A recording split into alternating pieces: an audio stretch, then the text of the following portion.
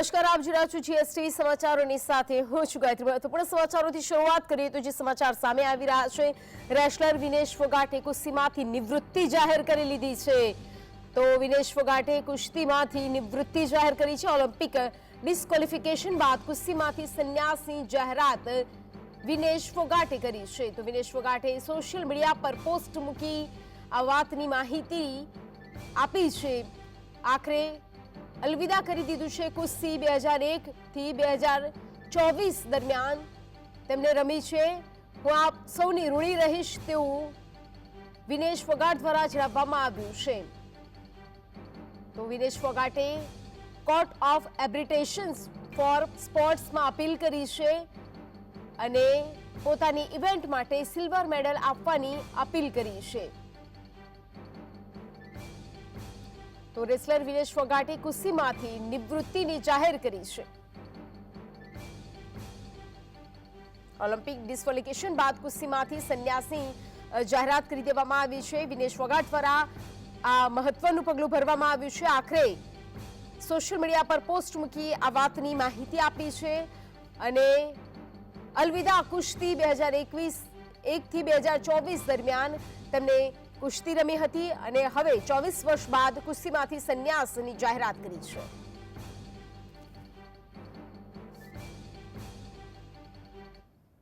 વધુ વિગતો સાથે સહયોગી અનિલ લાઈવ જોડાઈ ગયા છે। અનિલ, આખરે અલવિદા કહી દેવામાં આવ્યું છે અને સિલ્વર મેડલની પણ અપીલ કરવામાં આવી છે।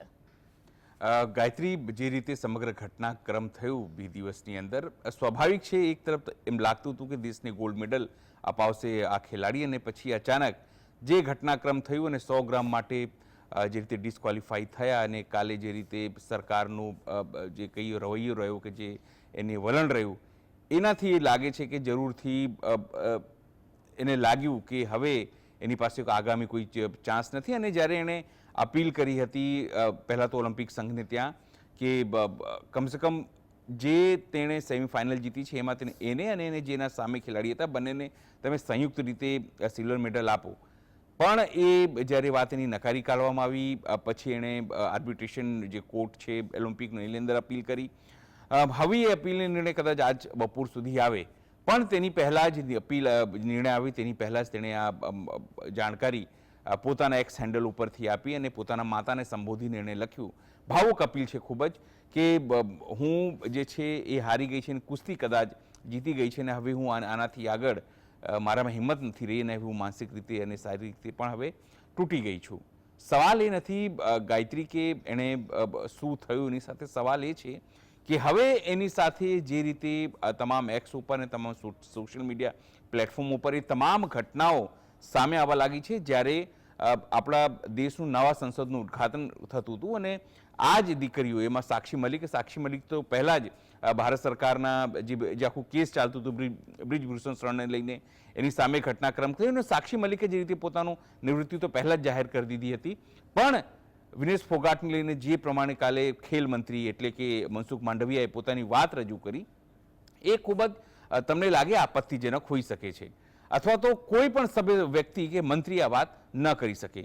કાલે જ્યારે એમણે વાત રજૂ કરી, કદાચ એ વાત એ કહી શક્યા હતા। કાલે હું અલગ અલગ ટીવી ચેનલો ઉપર પણ જોતો હતો જે રીતે એક ખેલાડીએ પોતાની વાત રજૂ કરી કે આ વજન કેમ વધી ગયું, ભારત સરકારના મંત્રી એ પણ કહી શકતા હતા, પોતાની વાત સમજાવી શકતા હતા કે જ્યારે જે વિનેશ ફોગાટે સતત એક જ દિવસમાં 3 મેચ રમી, ભૂખ્યા પેટે રમી, એટલે સ્વાભાવિક છે સાંજે એને શરીરને જે પૌષ્ટિક તત્વોની જરૂર હોય છે, જે અલગ અલગ પ્રકારના તત્વોની જરૂર છે, એને ભોજન આરોગ્ય પછી સ્વાભાવિક પ્રક્રિયા છે કે એનું વજન વધવાનું હતું અને પછી આખી રાત એણે એ વજન ઘટાડવા માટે પ્રયત્ન કર્યું, છતાં પણ એ વજન ન ઘટ્યું। એ વાત ખેલ મંત્રી એટલે રમત જે મંત્રી છે એ મનસુખ માંડવિયા કહી શક્યા હતા, પણ આખી વાતમાં મનસુખ માંડવિયાએ એ વાત કરવાને બદલે એ કહેવા લાગ્યા કે અમે 71 લાખ રૂપિયાની પાછળ ખર્ચ્યો છે, અમે ટ્રેનિંગ પાછળ આ પ્રકારે ખર્ચ્યો છે। આવી જ ઘટના તમને કહું, કેન્યાના જે ધાવક હતા, દોડવીર હતા, એ કોમ્પિટિશનમાં પણ થયું હતું, જેમાં કેન્યાના એક ખેલાડીનું હાથ જે છે બીજા એક ખેલાડીને લાગી ગયું અને એને હટાવી દેવામાં આવ્યું, ડિસ્ક્વોલિફિકેશન કરી દેવામાં આવ્યું।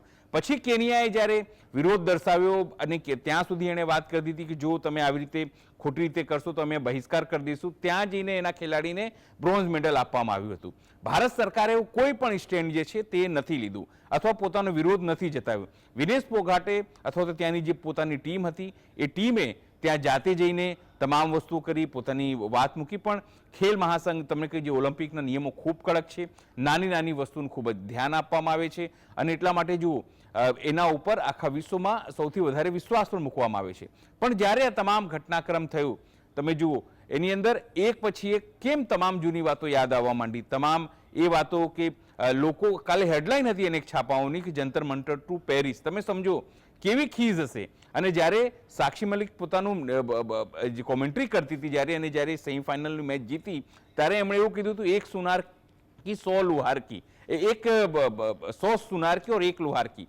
શું કહેવા માંગતા? તેમને લાગતું હતું કે જે તંત્રે કે જે વ્યવસ્થાએ તેમની સાથે ભારતમાં ન્યાય કર્યું છે, પણ પોતાની મહેનતથી વિનેશ ફોગાટ અહીંયા સુધી પહોંચ્યા છે અને જો બધું સમૂહ સૂતરું રહ્યું તો તે ભારતને પહેલો ગોલ્ડ મેડલ પણ અપાવત.